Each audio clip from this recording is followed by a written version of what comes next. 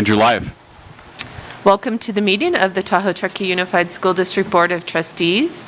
It's September 7th, 2022. Nanette Rondeau, would you mind leading us in the Pledge of Allegiance this evening?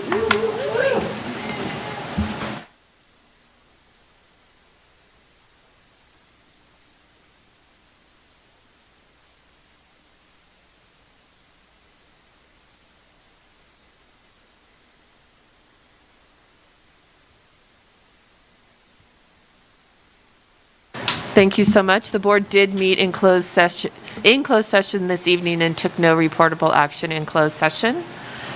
Superintendent Geisels, do we have any changes to this evening's agenda? No, we do not, President Zurich.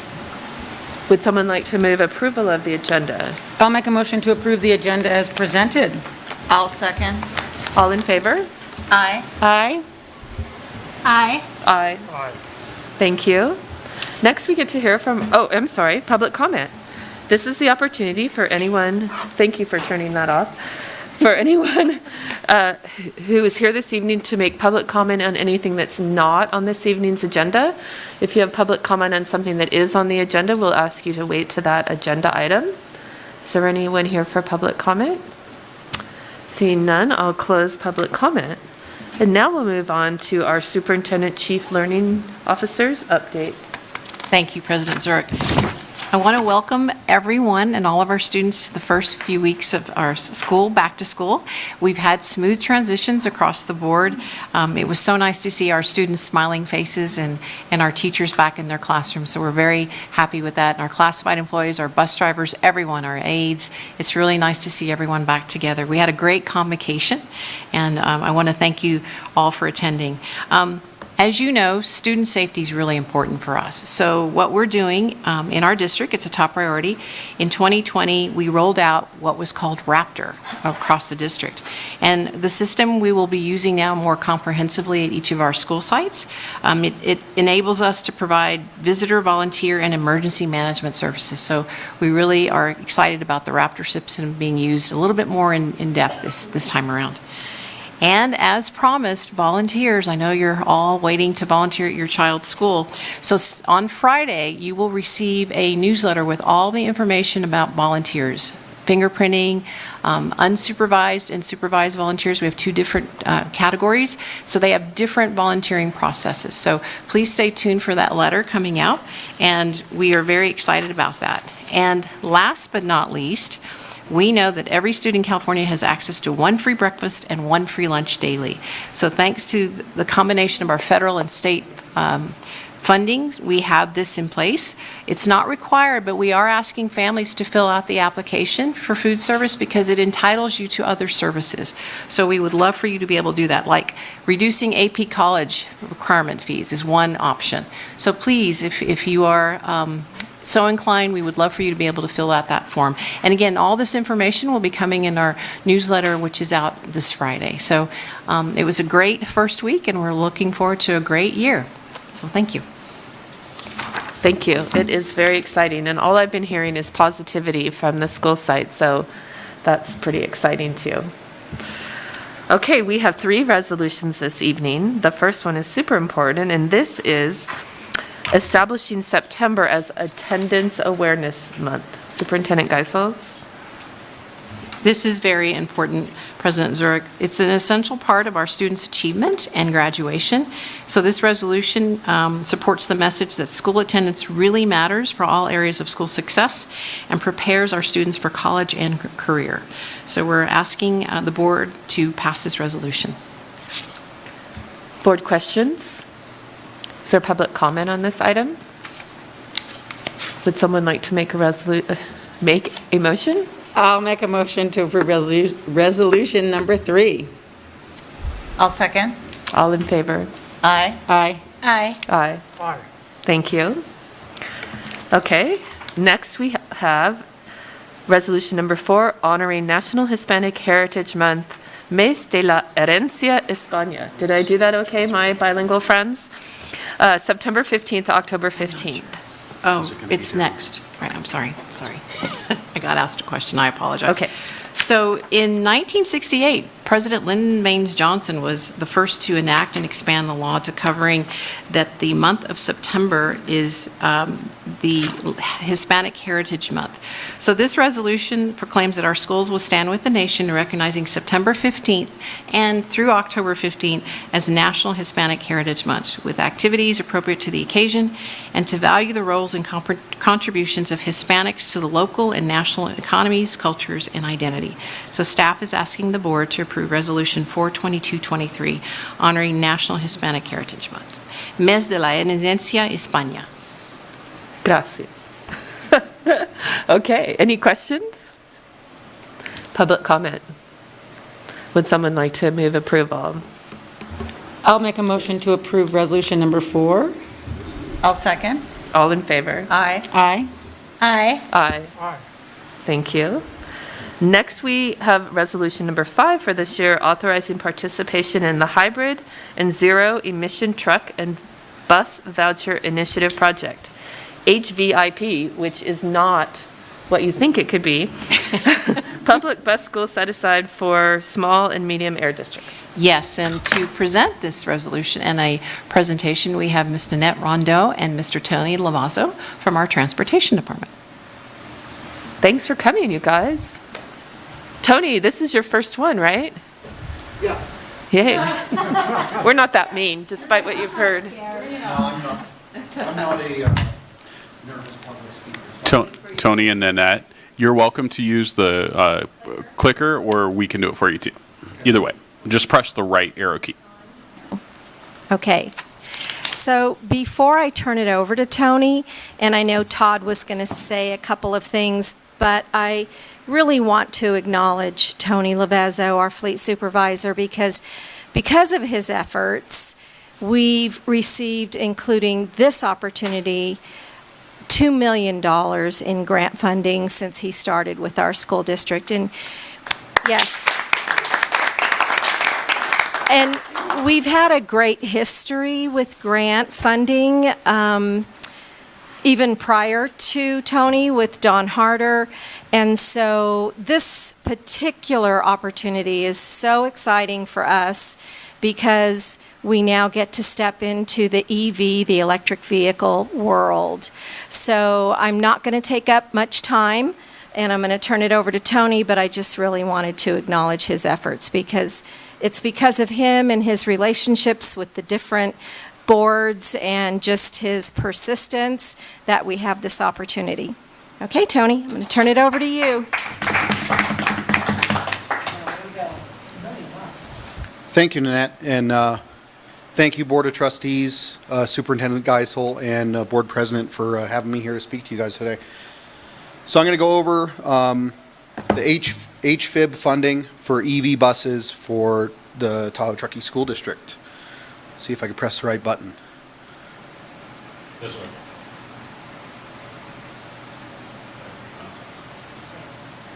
We got you. There it goes.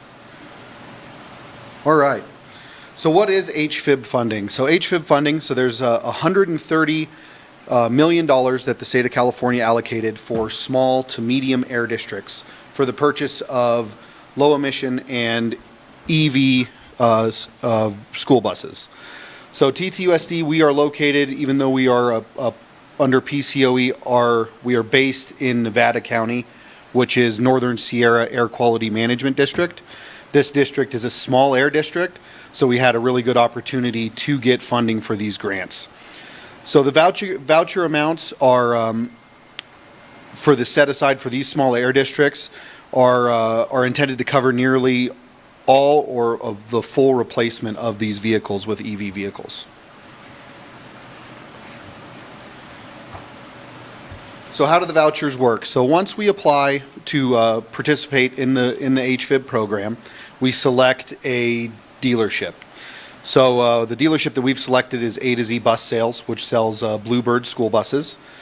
And once we've selected our dealership, the dealership applies for these vouchers on our behalf. So we have an application. The state says we have been awarded these vouchers, select your dealership, and then they will do the process to apply it towards buses that they'll sell you. So the buses that we were requesting are 4 78-passenger Bluebird school buses. The good thing about, and I didn't switch it, I have my notes here and I switched it there and I knew I was going to do that. So the buses that we are requesting are 4 new 78-passenger Bluebird transit-style buses, Type D buses. So these buses, they have an advertised rating of 150 kilowatt hours, which equates to 120 miles of range per charge. Now, we have to remember that is an advertised amount where, as everybody knows, they're taking the best routes to advertise those. So the real question is for us is how far the EV bus is going to go. So while these buses have an advertised range of 120 miles per charge, this is calculated in optimum conditions on flat terrain. With our unique environment in the terrain, we're anticipating 80 to 100 miles. So we do have routes where these vehicles will be able to operate. We are not in a place yet with where technology is, where we could just snap our fingers and say everything could be EV. There's one day we expect the technology to be there, but right now it's not. So it's really a targeted approach to make sure that we're utilizing the vehicles that we're getting with grant funding to their utmost potential. The last thing we want is to be having to use multiple buses in place of one bus. So going with that and with the amount of buses that we've requested at this time is we do have routes that are local to the Truckee area that would be able to utilize these buses. So our goal is to utilize these buses to the full capacity, and like I said in the last slide, I got a little bit ahead of myself. Unfortunately, due to the technology, we can't put them on every route. But we do have the routes at this time to utilize all 4 of these buses to their full potential, which is very good news. So the other thing with EV buses, of course, comes infrastructure, which is charging and stuff like that. Currently, we're working with facilities, and we've been meeting with Todd and the facilities department on building a plan to install charging infrastructure at our site and install it in a way where we can build upon that. So we're not going down the road and saying, oh, we should have started this way. We've already reached out and done preliminary talks with the PUD to figure out how much the lines can take going to our site, and we are sharing that with our planning with facilities and the business department on how that would look. We're also applying for additional grants, and there's additional grant funding through the state of California for infrastructure, charging infrastructure for electric buses. So that's what I have for you tonight, and I really appreciate you guys hearing me. If you guys have any questions, if not tonight, if later, I'm always open for emails or phone calls or anything if you have anything that you want to discuss, electric bus or bus-wise, otherwise. Thank you. So who has questions for Tony? Galen? I just have one, Tony, and I'm sorry I didn't ask you before. Could these be upgraded as the technology, batteries, and motors change? Right now, they do not advertise that the buses are upgradable with batteries. I would assume that they would be with a different, with larger batteries, but the issue with that becomes cost effectiveness due to the price of the retrofit. Would it be worth the price of the vehicle to add that additional funds into it? But I'm sure it'll be something we'll definitely be looking at in the future. But regardless of the upgradability of these vehicles, these routes with this mileage will always be around. So if they have to stay on this route for 20 years, then we're still in a good place. Thank you. Dee Dee, did you have a question? Thanks, I'm so psyched that you're doing this, and I know Don did a bunch, so I'm so happy that you are finding ways to make this happen. I was just going to ask the same thing in terms of, and I apologize, I didn't ask that before either, that if we have our buses now, there's nothing we can do to our existing buses, we have to get new buses to make it all work. So there's nothing with our existing fleet that we could modify to make it electric. They don't ever do that, so that's nothing to do. So all of our buses now that we have they are what we are, so that we are going to have to continue, we'll have to make a whole new fleet if we move into this next direction of electric, which is where we are going, but that's, Yes, Okay. the plan is with EV is we're gonna, as we replace buses just through age, Yeah. it'll be a mix of Okay, that's, yeah. EV and diesel until we get to that point where EV could be replaced for everything. Right. I have a question. Please. So my curiosity is with bus routes. So if they're advertising 120 hours, what are you guesstimating? I know you won't know just yet. And then how long are these, what's the distance of these routes that you want to use them on? So the distance of the routes that we want to use them on right now range from 65 to 80 miles per day, and that's in the morning and the afternoon.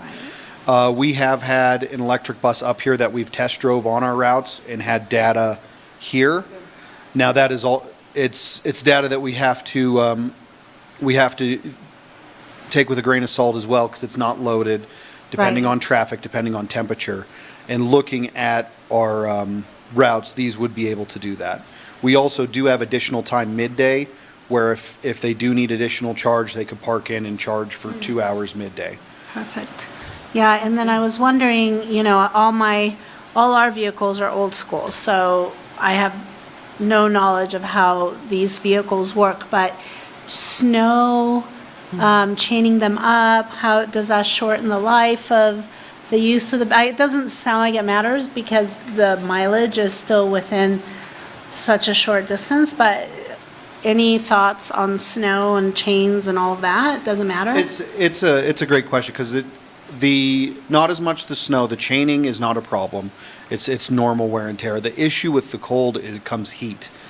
Because there's no engine to use the heat to heat the inside of the vehicle, you have to use electric heaters.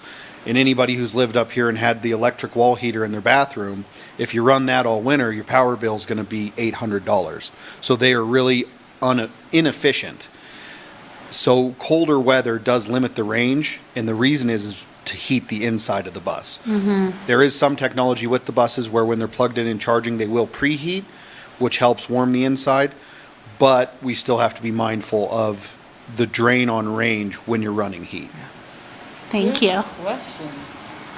Thank you, Tony. So my question, I thought I didn't verbalize it when we approved the other two buses last meeting, right?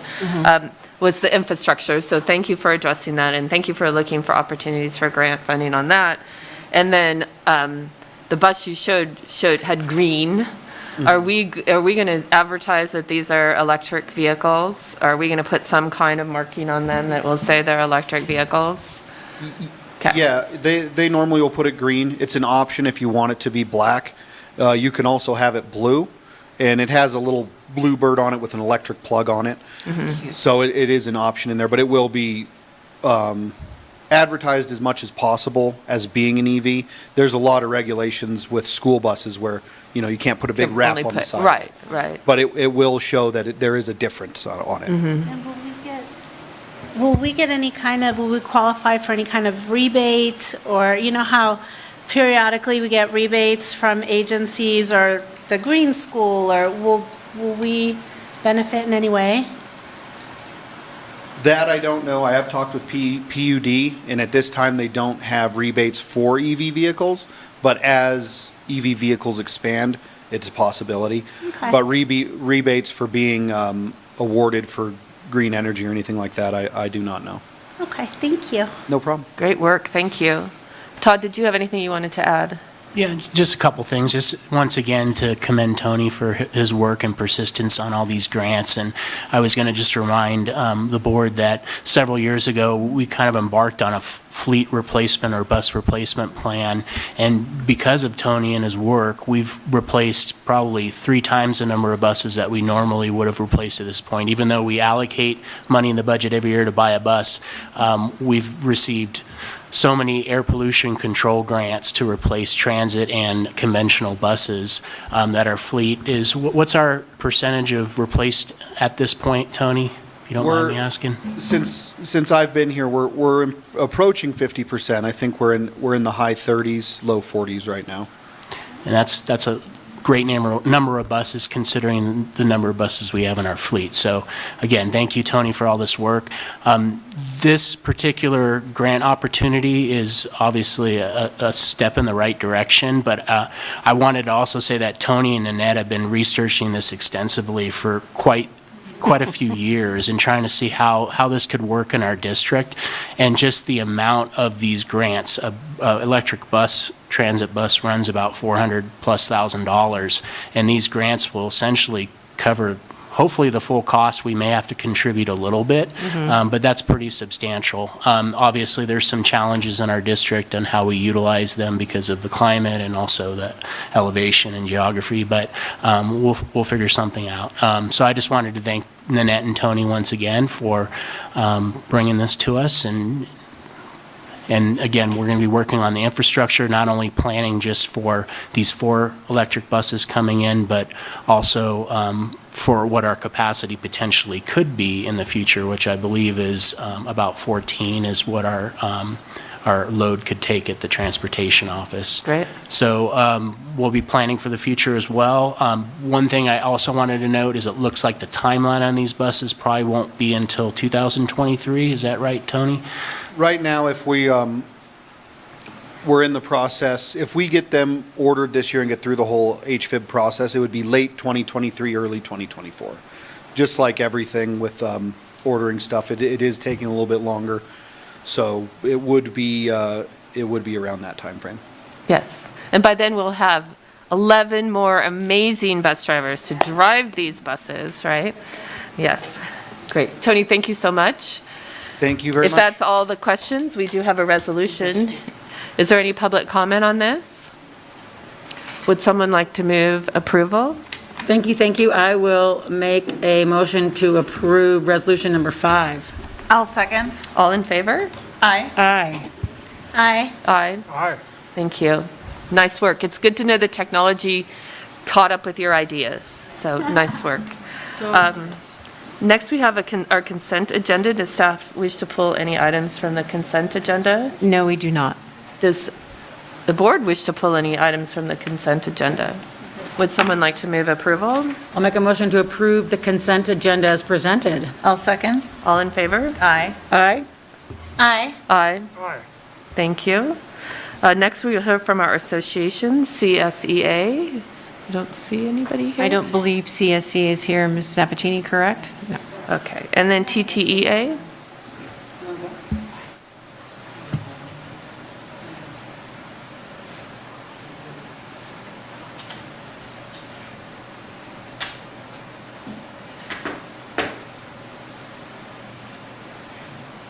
There we go. Good evening, everyone. Good evening, Superintendent, Chief Learning Officer Geisels, members of the school board and cabinet, and everyone at home. My name is Jess DeLello, and I am the president of TTEA, the local teachers union. And on behalf of the entire e-board, I would like to welcome everybody back to school. And I hope everybody has been having a happy back to school. I sure have been. I hope that everybody has had a peaceful and rejuvenating summer vacation, and we almost made it through the entire season without fires. We almost made it.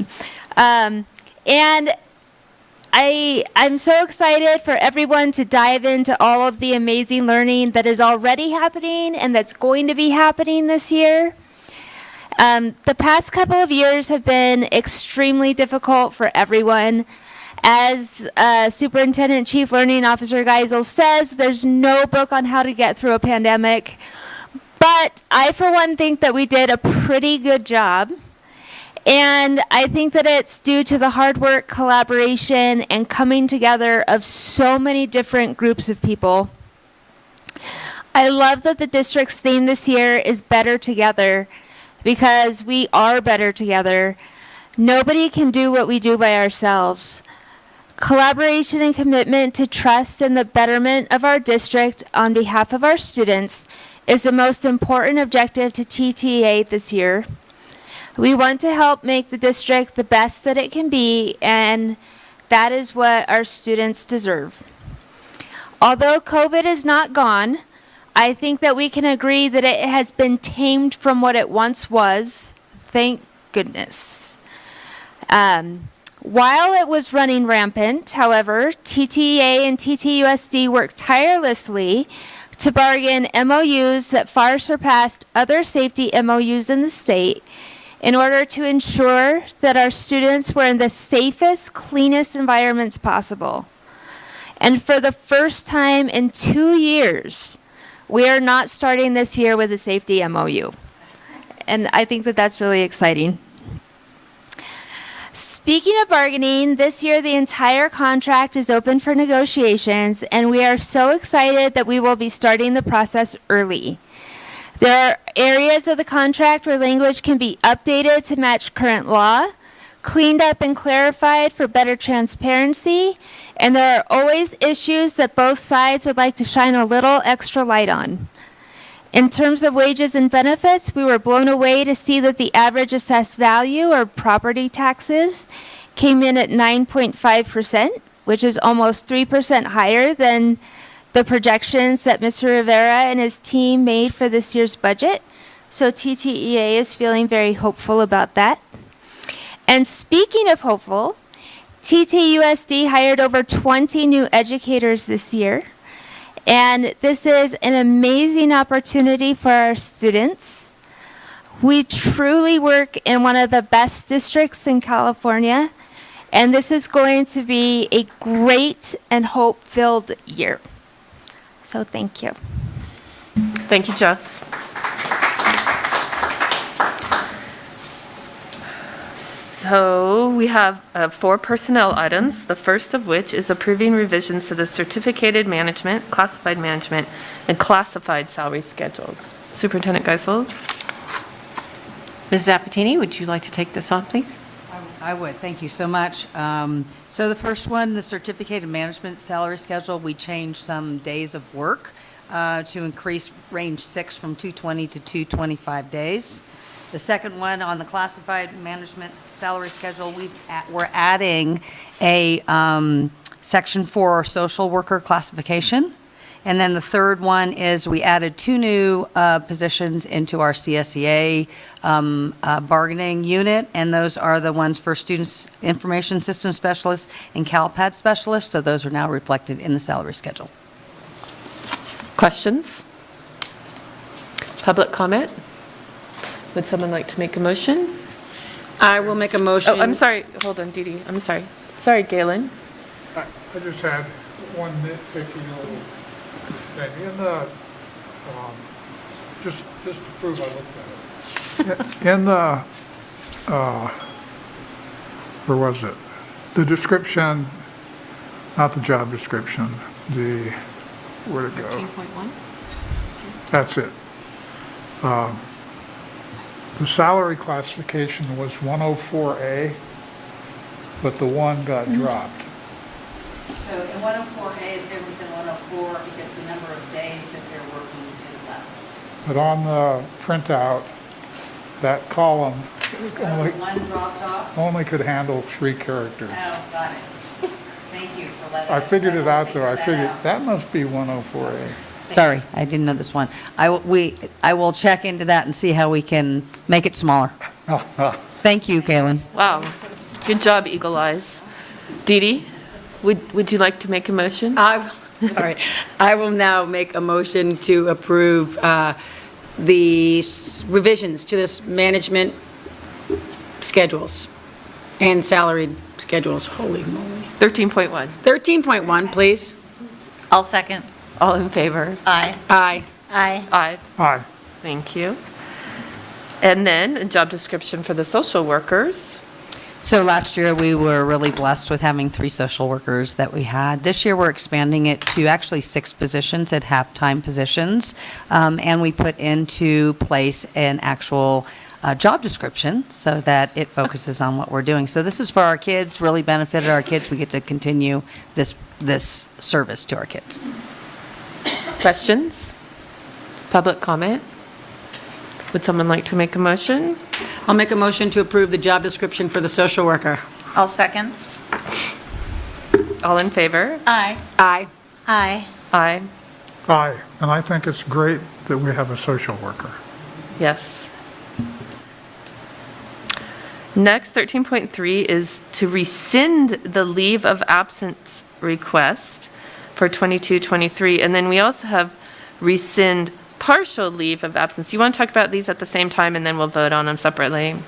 I do, because I also noticed that I really wanted somebody to really get to rescind, because I did her twice. But so one of our teachers found childcare. That was usually a lot of times why they need it, and she found childcare and really wanted to be back, and it was really excellent for our kids. And the other person was on a reduced workload, but we were unable to find a qualified teacher to be able to do that, so she volunteered to come back full-time. So we're asking to rescind both of those leaves. Okay, thank you so much. Board questions? I did have to double look at that because I got a little confused. Public comment? A motion on 13.3? Would someone like to make a motion? I'll make a motion to approve 13.3. I'll second. All in favor? Aye. Aye. Aye. Aye. Aye. Thank you. And 13.4? Any public comment on 13.4? Would someone like to make a motion on that? I'll make a motion to approve 13.4. I'll second. All in favor? Aye. Aye. Aye. Aye. Aye. Thank you.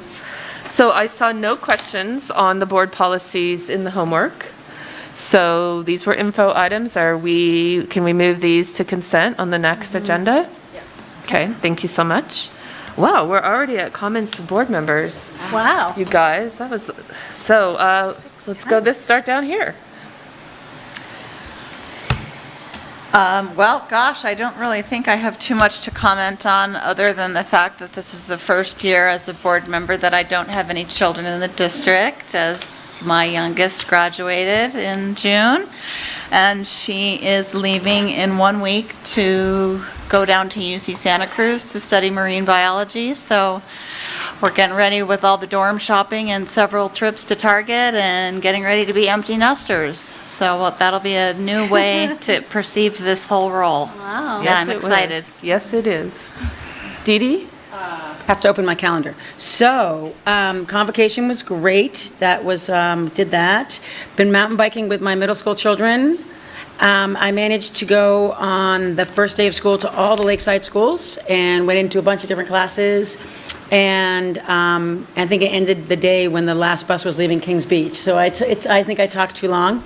But as Jess was saying, awesome to see everybody in the classrooms, and the teachers were psyched to be in the classroom. So I think it was an awesome start. I think we've got potential to launch. And the other thing I have been doing, let's see what else I have.